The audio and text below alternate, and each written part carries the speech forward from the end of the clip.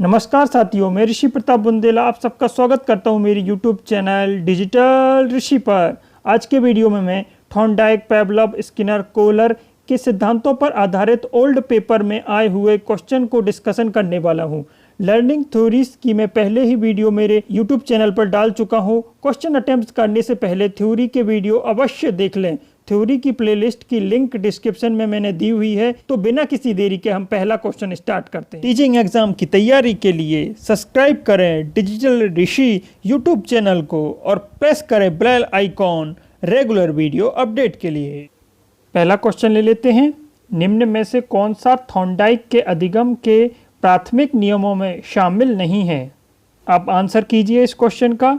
Video pause करके आप इसका आंसर करें, फिर मैं आपको ये आंसर बताता हूँ। इसका आंसर होगा ऑप्शन नंबर फर्स्ट। ये इजी क्वेश्चन है। इसमें ये तीनों नियम, अभ्यास का नियम, प्रभाव का नियम, तत्परता का नियम, ये तीनों थॉर्नडाइक के प्राथमिक नियम हैं। और ये क्वेश्चन कई बार एग्जामों में, बहुत सारे एग्जामों में आया हुआ है। अलग अलग तरीके से पूछ लेता है ये क्वेश्चन, इसीलिए मैंने ये क्वेश्चन पहला डिस्कस किया है इससे रिलेटेड। और इससे रिलेटेड मैं सारी चीज़ें अपनी थ्योरी की वीडियो में बता चुका हूँ, तो आप थ्योरी की वीडियो को अच्छे से देखा पूरा। और मैंने इसके एप्लीकेशन भी बताए हैं, तो इसके एप्लीकेशन से भी बहुत सारे क्वेश्चन आते हैं। अब अगले क्वेश्चन में चलते हैं। अगला क्वेश्चन है, अनुकूलित अनुक्रिया सिद्धांत किसके अनुकूलन पर बल देता है? ये शास्त्रीय अनुबंधन का सिद्धांत है। अनुकूलित अनुबंधन का सिद्धांत या शास्त्रीय अनुबंधन का सिद्धांत भी इसे कहते हैं। और ये पैवलव ने दिया था। पैवलव ने क्या किया था कि घंटी बजाई थी, फिर भोजन दिया था, घंटी बजाई थी, फिर भोजन दिया था। इससे कुत्ते के व्यवहार में चेंज हो गया था। अब वो घंटी की आवाज़ सुन के ला टपकाने लगता। तो इसमें क्या हुआ था कि व्यवहार में चेंज हुआ था। तो यहाँ पर जो आंसर होगा वो अनुकूलन, किसके अनुकूलन पर? व्यवहार के अनुकूलन पर देता है जोर। तो यहाँ पर आंसर होगा सेकंड। अगले क्वेश्चन चलते हैं। क्रिया प्रसूत अनुबंधन का दूसरा नाम है। आप अगर मेरी अच्छे से थ्योरी देख रहे हैं तो मैंने सारी चीज़ें डिस्कस की हुई हैं। तो यहाँ पर जो आंसर होगा वो होगा सेकंड, नैमित्तिक अनुबंधन। यहाँ पर मैंने नैमित्तिक का अर्थ भी समझाया था कि उद्देश्य यहाँ पर कैसे, ये क्रिया प्रसूत अनुबंधन का सिद्धांत बीएफ स्किनर ने दिया था। स्किनर ने एक चूहे को अपने स्किनर बॉक्स में रखा हुआ था, जहाँ पर एक लीवर लगा था। उससे अगर वो चूहा छूता तो खाना गिरता। तो यही जो चूहा का लिवर छूने का उद्देश्य क्या था कि उसे खाना मिल जाए, और उद्देश्य को नैमित्त कहते हैं। इसलिए इस सिद्धांत का नाम नैमित्तिक अनुबंधन रखा गया। अगले क्वेश्चन में चलते हैं। कोहलर निम्न में से किससे संबंधित है? पहला ऑप्शन अभिप्रेरणा का सिद्धांत, दूसरा ऑप्शन विकास का सिद्धांत, तीसरा ऑप्शन व्यक्तित्व का सिद्धांत और चौथा ऑप्शन है अधिगम का सिद्धांत। तो यहाँ पर जो हमने चारों थ्योरी पढ़ी हैं वो किससे संबंधित हैं? वो संबंधित है लर्निंग थ्योरीज से। लर्निंग थ्योरीज कौन कौन सी हैं? ये पैवलव हो गए, थॉर्नडाइक की थ्योरी हो गई, स्किनर की थ्योरी हो गई और कोहलर की थ्योरी हो गई। तो यहाँ पर जो आंसर होगा वो होगा फोर्थ, अधिगम का सिद्धांत। यहाँ पर सीखने पर बल दिया जाता है। कैसे सिखाते हैं, अलग अलग लोगों ने, अलग अलग मनोवैज्ञानिकों ने अलग अलग प्रयोग करके बताया कि वो कैसे सिखाते हैं। तो ये रहा फोर्थ आंसर। अब अगले क्वेश्चन चलते हैं। कक्षा शिक्षण में पाठ प्रस्तावना सोपान सिखाने के लिए किस नियम पर आधारित है? देख लीजिए फिर से, जो थॉर्नडाइक के 3 नियम थे उस पर आधारित क्वेश्चन आ गया। तो ये बहुत इंपॉर्टेंट है वो पार्ट आप अच्छे से वीडियो में पूरा डिस्कस किया है मैंने, उसको देख लीजिए। और अगली बार क्या पता आपके में एग्जाम में भी ये क्वेश्चन यूं का यूं आ जाए, तो आप तीनों नियम का अच्छे से पढ़ लीजिएगा। तो ऑप्शन पे चलते हैं। प्रभाव के नियम, सादृश्यता का नियम, तत्परता का नियम और साहचर्य का नियम। तो यहाँ पर जो आंसर होगा वो होगा तत्परता का नियम, क्योंकि ये तत्परता का नियम कहता है कि बच्चे कब सीखता है, अगर कोई व्यक्ति कब सीखता है, तो व्यक्ति जब सीखता है जब उसे वो रेडी हो, किसी चीज़ के लिए ग्रहण करने के लिए तैयार हो। तो अब जैसे कक्षा शिक्षण में आप इसका उपयोग देख रहे हैं, तो आप जब प्रस्तावना देंगे, पूरे जो बच्चे की पहले जो ज्ञान अर्जित किया था वो जानकारी को आप लेके प्रस्तावना देंगे, तो बच्चा तत्पर होगा, रेडी होगा सीखने के लिए, क्योंकि जो पुरानी चीज़ें थी उसे पता है। अब वो नई चीज़ों से उनको जोड़ेगा तो उसे मज़ा आएगा, तो वो उससे सीखेगा। तो इसीलिए यहाँ पर जो आंसर होगा वो होगा तत्परता का नियम। अगले क्वेश्चन पे चलते हैं। अगला क्वेश्चन है क्वेश्चन नंबर 6। कोहलर यह सिद्ध करना चाहता था कि सीखना, अब क्या सिद्ध करना चाहता था ये अब देखते हैं। पहला ऑप्शन, एक ऐसी स्थिति है जिसे व्यक्ति पशु से श्रेष्ठ है, ये तो नहीं कहा, ये सब कुछ नहीं कहा उन्होंने, तो ये गलत है। स्वायत्त तो यैच्छिकता की क्रिया है, यैच्छिक क्रिया है, तो ये भी नहीं है।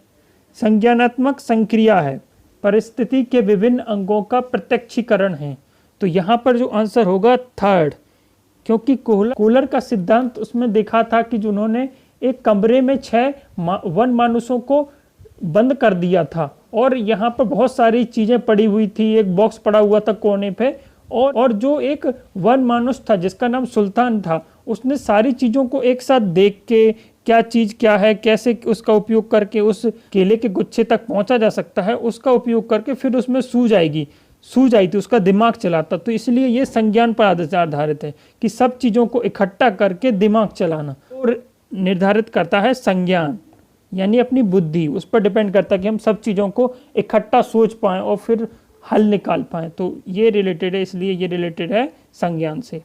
अगले क्वेश्चन पे चलते हैं।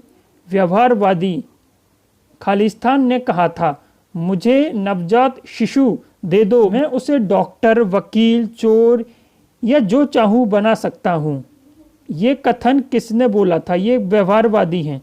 तो जैसे ही मैंने अपनी ये लर्निंग की थ्योरी शुरू की थी, पहली थ्योरी मैंने बताई थी थॉर्नडाइक की, तो थॉर्नडाइक की थ्योरी के पहले बताने से पहले मैंने व्यवहारवाद के बारे में डिस्कस किया था, उस समय मैंने ये सब चीज़ें बताई थी।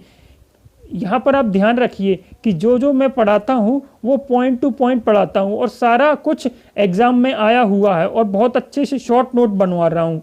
तो आप पूरा वीडियो को देखा करें क्योंकि बहुत महत्वपूर्ण ये वीडियो रहेंगे आपको, और आपको इन वीडियो से एग्जाम में एज इट इज क्वेश्चन आएंगे। तो यहाँ पर बात करें तो यहाँ पर ये बात जो की थी वो की थी वॉटसन ने, तो यहाँ पर होगा वॉटसन। और ये वॉटसन कौन है? वॉटसन व्यवहारवाद के जनक कहे जाते हैं, फादर ऑफ बिहेवियरिज्म, जेवी वॉटसन। अगले क्वेश्चन पे चलते हैं। ध्यान आकर्षित होने में खालिस्तान की प्रमुख भूमिका होती है। किसकी प्रमुख भूमिका होती है? पहला ऑप्शन उद्दीपन की तीव्रता की, दूसरा ऑप्शन उद्दीपन की उपदेयता की, तीसरा ऑप्शन उद्दीपन की विश्वसनीयता की और चौथा ऑप्शन उद्दीपन की सक्रियता की। तो यहाँ पर आंसर को डिस्कस करें तो आंसर होगा यहाँ पर उद्दीपन की तीव्रता, ऑप्शन नंबर फर्स्ट। क्यों होगा? कि अगर भोजन जो है ना उसकी तीव्रता, इंटेंसिटी अगर अधिक होगी, जैसे वहाँ पर अगर कुत्ते को जैसे उन्होंने मांस चूर्ण दिया था तो उसकी तीव्रता अधिक थी, वो इसलिए वो उत्तेजित हो गया, आकर्षित हो गया उसकी जगह, तो इसलिए यहाँ पर जो आंसर होगा उद्दीपन की तीव्रता। बाकी सब यहाँ पर जो आंसर है वो गलत होंगे। अगले क्वेश्चन पे चलते हैं। अगला क्वेश्चन है, उस सिद्धांत कारक का चयन करें जिसका सिद्धांत शिक्षण, संगठन और योजना अधिगम प्रणाली से संबंध में बताता है। कौन है? पहला ऑप्शन कोहलर, E.F. स्किनर, तीसरा पावलोव और चौथा एरिक्सन। तो यहाँ पर जो आंसर होगा वो आंसर होगा option number second, B.F. Skinner. उन्होंने शिक्षण, संगठन और योजना अधिगम प्रणाली में संबंध बताया है। अगले क्वेश्चन में चलते, क्वेश्चन नंबर 10। शास्त्रीय अनुकूलन का मतलब क्या है? चलिए अब ऑप्शन देख लेते हैं। एक उत्तेजना एक प्रतिक्रिया को प्रोत्साहित करने की क्षमता प्राप्त करती है जो मूल रूप से एक और उत्तेजना द्वारा प्रोत्साहित की गई होती है। तो यहाँ पर यही ऑप्शन सही होगा क्योंकि यहाँ पर एक उत्तेजना हो रही है। शास्त्रीय अनुबंधन का सिद्धांत किसने दिया था? पावलोव ने। तो उन्होंने क्या बताया था? घंटी बजाते थे फिर खाना देते थे, फिर क्या हुआ कि मूल उद्दीपक भोजन था उसकी जगह अब घंटी बजाने से उसके कुत्ते के मुंह में लार आ रही थी, प्रतिक्रिया हो रही थी। तो यही ऑप्शन में यहाँ पर बताया गया कि एक उत्तेजना एक प्रतिक्रिया को प्रोत्साहित करती है। घंटी या भोजन जो लार आ रही थी उसको प्रोत्साहित करती है, जो मूल रूप से भोजन से थी, लेकिन जब हटा लिया मूल रूप से तो वो घंटी से भी हो गई। तो यहाँ पर ये आंसर सही होगा, बाकी सब आंसर आप देख लीजिएगा ये सब गलत हैं। तो अगले क्वेश्चन पे चलते हैं। अगला क्वेश्चन है, निम्नलिखित में से किसे अधिगम का एक संज्ञानात्मक रूप नहीं माना जाता है? ऑप्शन पहला है प्रत्याधिकृत अनुबंधन, वेस्केरियस कंडीशनिंग। दूसरा ऑप्शन है अव्यक्त अधिगम, लेटेंट लर्निंग। तीसरा ऑप्शन है ऑब्जर्वेशनल लर्निंग या विश्लेषणात्मक अधिगम। और चौथा ऑप्शन है शास्त्रीय अनुबंधन, क्लासिकल कंडीशनिंग। तो यहाँ पर जो आंसर होगा वो होगा फोर्थ में। क्यों? क्योंकि इसमें क्या हो रहा है कि बजाने के बाद जो कुत्ते की लार आने लगती है, बुद्धि का उपयोग नहीं हो रहा है, संज्ञान का उपयोग नहीं हो रहा है, इसमें वो उसने आदत डाल दी, ऐसा उसका व्यवहार चेंज कर दिया कुत्ते का कि जैसे घंटी बजेगी तो उसके मुंह में लार आने लगेगी, और जब भोजन आता था तब वह एक नेचुरल प्रोसेस थी। तो यहाँ पर संज्ञान का इसमें कोई हाथ नहीं है, तो यहाँ पर आंसर होगा फोर्थ। अब बात कर लेते हैं ये ऑप्शन की। तो ये प्रत्याधिकृत अनुबंधन क्या होता है? इस अनुबंधन में जो बच्चा होता है, सपोज एक बच्चे का एग्जांपल लेते हैं, तो एक बच्चा होता है, अगर उसके आस पड़ोस में कोई लड़का टॉप कर गया हो तो उसे बहुत लोग पूछते हैं, इनाम मिलते हैं, पुरस्कार देते हैं, शाबाशी देते हैं, तो वो डायरेक्ट उस पर प्रभाव नहीं पड़ रहा है, जो बच्चा देख रहा है उस पर नहीं प्रभाव पड़ रहा है, लेकिन वो उस बच्चे को देख रहा है जिसको इनाम मिल रहा है, ये सब मिल रहा है, तो वो उससे सीखता है कि अगर मैं भी ऐसे नंबर लेके आऊँगा, टॉप करूँगा, तो मुझे भी ये सब चीज़ें मिलेंगी। तो उसमें वो अपना दिमाग, अपना संज्ञान लगा रहा है। तो इसके बारे में हम सोशल लर्निंग थ्योरी जो बेंडूरा ने बताई थी उसके बारे में वहाँ पढ़ेंगे। मैं यहाँ पर हर थ्योरी धीरे धीरे डिस्कस करूँगा, तो आप जुड़े रहिए बस। अव्यक्त अधिगम क्या होता है? इस अधिगम में ऐसा होता है कि व्यक्ति कुछ चीज़ें सीख लेता है लेकिन उसके व्यवहार में वो चीज़ें नहीं दिखाई देती। एक क्वेश्चन बच्चे ने सॉल्व करना सीख लिया लेकिन उसके व्यवहार में वो चीज़ नहीं दिखेगी। कब दिखेगी? जब हम उसे पुनर्बलित करेंगे, हम कुछ देंगे, तब वो बताएगा कि उसने सीख लिया है। तो ये अव्यक्त अधिगम में भी संज्ञान का उपयोग होता है और विश्लेषणात्मक ऑब्जर्वेशनल लर्निंग में तो होता ही है। तो यहाँ पर आंसर जो होगा वो होगा फोर्थ, शास्त्रीय अनुबंधन या क्लासिकल कंडीशनिंग। अगले क्वेश्चन पे चलते हैं। अगला क्वेश्चन है, एक बच्ची को हर सही उत्तर के लिए एक स्टार मिलता, किस सुदृढ़ अनुसूची का उपयोग किया जा रहा है? ये अनुसूचियाँ मैंने आपको डिस्कस की थी जब मैंने बीएफ स्किनर का सिद्धांत पढ़ाया था, तो आप वहाँ पर थ्योरी को, वीडियो को अच्छे से देखें तो आपको समझ में आएगा। पहला ऑप्शन है परिवर्तनीय अनुपात सुदृढ़कारी अनुसूची, दूसरा है आंतरिकीय सुदृढ़ अनुसूची, तीसरा ऑप्शन है आंशिक सुदृढ़ीकरण अनुसूची और चौथा ऑप्शन है निश्चित अनुपात सुदृढ़ीकरण अनुसूची। तो यहाँ पर जो आंसर होगा वो होगा निश्चित अनुपात सुदृढ़ीकरण अनुसूची। क्यों होगा ये आंसर? क्योंकि हर एक सही उत्तर पर एक उसे स्टार मिल रहा है, तो निश्चित अनुपात है क्योंकि हर एक उत्तर पर दिया जा रहा है, तो यहाँ पर ये आंसर सही होगा फोर्थ। अगले क्वेश्चन में चलते हैं। अगला क्वेश्चन है क्वेश्चन नंबर 13। एक बच्चे को स्कूल जाते हुए हर रोज तंग किया जाता, अब जब भी वह किसी बस के पास आने की आवाज़ सुनता तो वह घबराने लगता। अधिगम का कौन सा सिद्धांत इस व्यवहार की व्याख्या करता है? तो एक्चुअली हुआ क्या कि एक बच्चा था, वो बस में जाता और उसके साथी उसे परेशान करते, तो अब क्या हुआ, अब जब भी बस आती तब वो डर जाता। तो ये क्या है? ये है उद्दीपक का सामान्यीकरण, कि हर जो उद्दीपक है, हर जो स्टिमुलस है, अब वो उससे डरने लगा, उसका जनरलाइजेशन हो गया। तो यहाँ पर आंसर होगा थर्ड। अगले क्वेश्चन में चलते हैं। कोहलर के अंतर्दृष्टिगम ने सिद्ध किया है कि अधिगम खालिस्तान है, एक स्वायत्त यादृच्छिक गतिविधि। दूसरा ऑप्शन प्रत्य और त्रुटि की एक घटना। तीसरा ऑप्शन संपूर्ण स्थिति की एक नई अनुभूति। और चौथा ऑप्शन है उत्तेजना और प्रतिक्रिया के बीच संबंध। तो यहाँ पर किसकी बात की गई है? अंतर्दृष्टि की। तो यहाँ पर जो आंसर होगा संपूर्ण स्थिति। यही देखा था ना, वो जो सुल्तान बनमानुस था उसने सब जगह देखा था, फिर उसे बॉक्स मिला था, लाठी मिली थी, फिर उसने केले उठा लेते, तो उसने सारी चीज़ों को इकट्ठा करके जब देखा तब उसमें सूझ आई, तब उसमें अंतर्दृष्टि आई। तो यहाँ पर आंसर होगा थर्ड। अगले क्वेश्चन में चलते हैं। अगला क्वेश्चन है, निम्न में से कौन सा कथन सत्य है? पहला ऑप्शन वृद्धि केवल एक मानसिक प्रक्रिया है, नहीं, शारीरिक भी है। आनुवांशिकता अधिगम प्रक्रिया को प्रभावित नहीं करती। आनुवांशिकता और वातावरण दोनों अधिगम को प्रभावित करते हैं, इसलिए ये ऑप्शन गलत है। अगला क्वेश्चन है, विकास एक मात्रात्मक प्रक्रिया है। नहीं, बिल्कुल नहीं। अगला ऑप्शन है, अधिगम व्यवहारिक परिवर्तनों की प्रक्रिया है। ये सही है।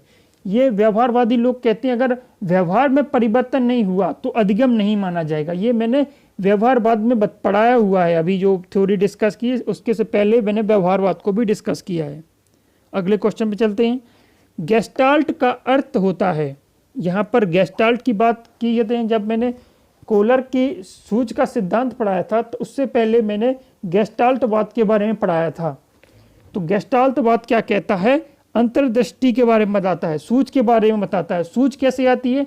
जब चीज़ों को आप एज अ पूरा लेते हैं, एज अ हर चीज़ को आप देख के, हर सिचुएशन को देख के आप फिर अपनी समझ के हिसाब से निर्णय लेते हैं या आपके दिमाग चलता है, तो ये होता है अंतर्दृष्टि। अगले क्वेश्चन पे चलते हैं।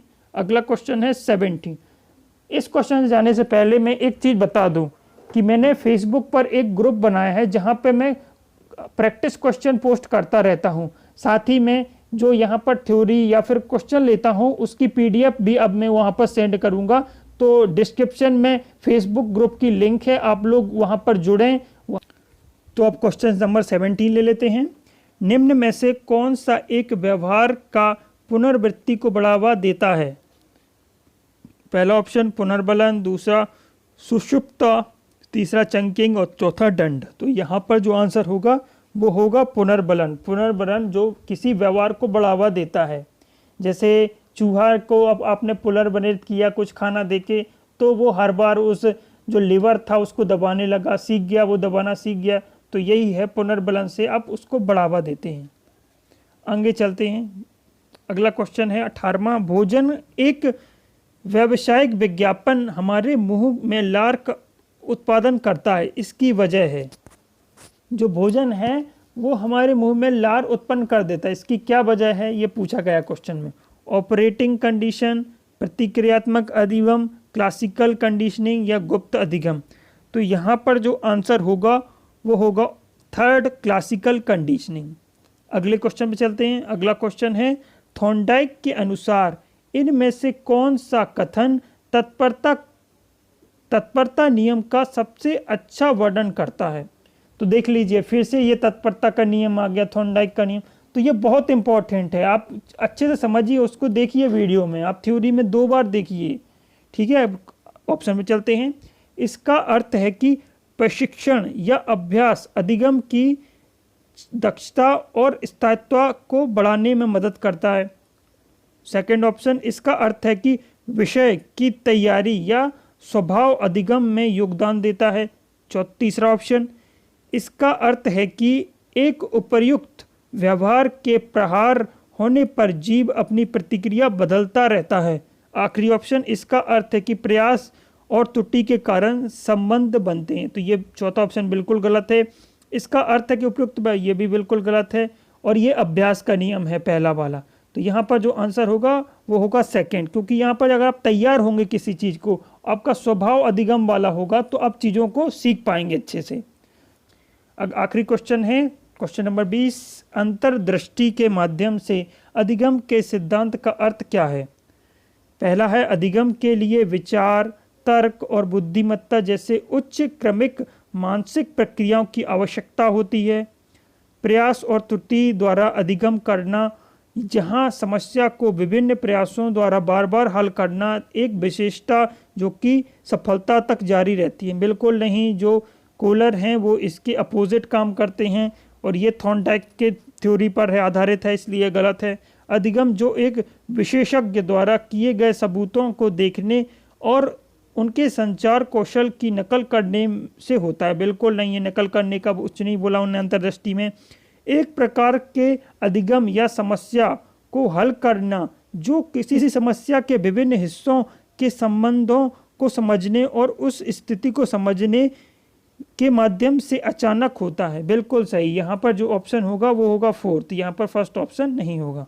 तो यहाँ पर ऑप्शन फोर्थ होगा, क्योंकि वो चीज़ों को कब समझेगा, वो सारी चीज़ों को, एक एक चीज़ है वो सबको देखेगा, फिर उसमें अचानक से सूज जाएगी। तो यही होता है अंतर्दृष्टि का सिद्धांत जो कोहलर ने दिया था।